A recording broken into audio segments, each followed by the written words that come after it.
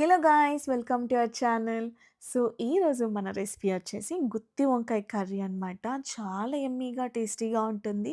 ఈ రెసిపీ వచ్చేసి ఆంధ్ర స్టైల్‌లో చేయబోతున్నాను. సో, ఫస్ట్ అయితే వంకాయల్ని తీసుకొని వాష్ చేసేసిన తర్వాత ఇలా కట్ చేసుకోవాలనమాట. కట్ చేసుకున్న వంకాయల్ని వాటర్‌లోకి వేసుకొని పుచ్చులున్నాయో లేదో ఒకసారి చెక్ చేసుకొని పక్కన పెట్టేసుకోవాలి. ఆ తర్వాత కడాయి తీసుకొని దీంట్లోకి 2 స్పూన్లు ధనియా, 1 స్పూన్ జీలకర్ర తీసుకొని లో ఫ్లేమ్‌లో పెట్టుకొని రోస్ట్ అవ్వనివ్వాలనమాట ఒక 2 నిమిషాలు. ఆ తర్వాత ఇందులోకి ఒక 6 ఎండుమిర్చీలు తీసుకొని, దీన్ని కూడా ఒకసారి కలిపేసుకొని, దీంట్లోకి కొంచెం ఎండు కొబ్బరి పొడి యాడ్ చేస్తున్నాను. సో, ఇది కొంచెం సేపు రోస్ట్ అయిన తర్వాత ఒక ప్లేట్‌లోకి తీసుకొని పక్కన పెట్టేసుకోవాలి. అదే కడాయిలోకి పల్లీలు ఇంకా పచ్చిశనగపప్పు తీసుకొని 2 నిమిషాలు రోస్ట్ చేసేసుకొని పక్కన పెట్టేసుకోవాలి. ఇదంతా కూడా ఒక 15 నిమిషాలు చల్లారపెట్టుకోవాలనమాట. అదే కడాయిలోకి కూరకి సరిపడా ఆయిల్ తీసుకోవాలి.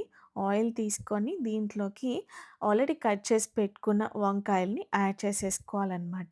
ఈ వంకాయలు మనకి సాఫ్ట్‌గా అయిపోవాలనమాట. సో, అలా మగ్గనిచ్చుకోవాలి. సో, ఎవ్రీ 2 మినిట్స్‌కి చెక్ చేసుకుంటూ మూత పెట్టేసుకొని మగ్గనిచ్చుకోవాలి. సో, మన వంకాయలైతే ఈ స్టేజ్‌కొచ్చేసిన తర్వాత స్టవ్ ఆఫ్ చేసేసుకోవాలి. సో, చూడండి చాలా మెత్తగా అయిపోయినాయి మన వంకాయలు. ఇలా చేసుకుంటేనే మన అన్నంలో కర్రీ కలుపుకొని తింటుంటే చాలా మెత్త మెత్తగా సాఫ్ట్‌గా ఉంటుంది. సో, వంకాయలన్నిటిని ఒక ప్లేట్‌లో పెట్టుకొని చల్లారపెట్టేసుకుంటున్నాను.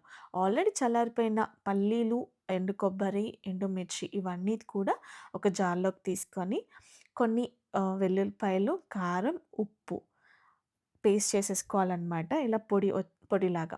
సో, దీంట్లోకి నేను కడిగిన కొత్తిమీర అలాగే కొంచెం కరివేపాకు తీసుకొని దీన్ని కూడా కొంచెం బరకగా పౌడర్ చేసేసుకుంటున్నాను. సో, చూసారు కదా మన పౌడర్ ఎంత బావుందో. సో, ఇది మన స్టఫింగ్ అనమాట. స్టఫింగ్ ఈ పౌడర్‌తో చేసుకుంటున్నాం. సో, ఒక బౌల్‌లోకి తీసేసుకొని మన వంకాయల్లోకి ఆహ్, ఈ పొడినంతా కూడా మెల్లగా వంకాయ మొత్తంలో స్టఫ్ చేసేసుకోవాలనమాట.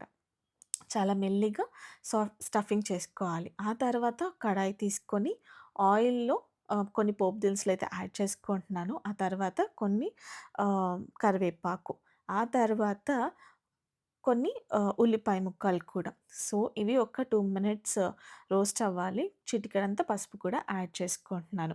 ఇలా కొంచెం సేపు సాట్ అయిన తర్వాత ఆల్రెడీ స్టఫింగ్ చేసుకున్న వంకాయ ముక్కల్ని కూడా ఇందులో యాడ్ చేసేసుకుంటున్నాను అనమాట. సో, స్టఫింగ్ చేసుకున్న తర్వాత మిగిలిపోయిన పొడి ఏదైతే ఉందో అది కూడా ఇక్కడ యాడ్ చేసేస్తున్నాననమాట. సో, ఇదంతా ప్రాసెస్ కూడా మనం మీడియం ఫ్లేమ్‌లో కానీ, లో ఫ్లేమ్‌లో కానీ పెట్టుకొని చేసుకోవాలి. లేకపోతే ఈ పొడి ఏదైతే ఉందో మాడిపోతది. కర్రీ అంత రుచిగా ఉండదు. సో, పాడైపోతుందనమాట. సో, అందుకే మెల్లిగా కలుపుకుంటూ లో ఫ్లేమ్‌లో కానీ, మీడియం ఫ్లేమ్‌లో కానీ కుక్ చేసుకోవాలి. సో, ఇలా ఒక 2-3 నిమిషాలు కుక్ చేసుకుంటే సరిపోతుంది. మన కర్రీ అయితే రెడీ అయిపోతుందనమాట. సో, ఫైనల్‌గా నేనైతే కొత్తిమీరతో గార్నిష్ చేసేస్తున్నాను. ఫైనల్ టచ్ కొత్తిమీర అనమాట. సో, యమ్మీగా, టేస్టీగా మన గుత్తి వంకాయ కర్రీ అయితే రెడీ అయిపోయింది గాయ్స్. దీన్ని వేడి వేడి అన్నంలో కానీ, చపాతీలో కానీ తినండి. అన్నంలో అయితే ఇంకా బావుంటుంది. సో, రెసిపీ నచ్చిందనుకుంటా. నచ్చితే కనుక ఒక లైక్ ఇచ్చేసేయండి. ఓకే. మళ్ళీ ఇంకొక వీడియోతో మళ్ళీ కలుసుకుంటాను. Until then take care guys. Bye bye.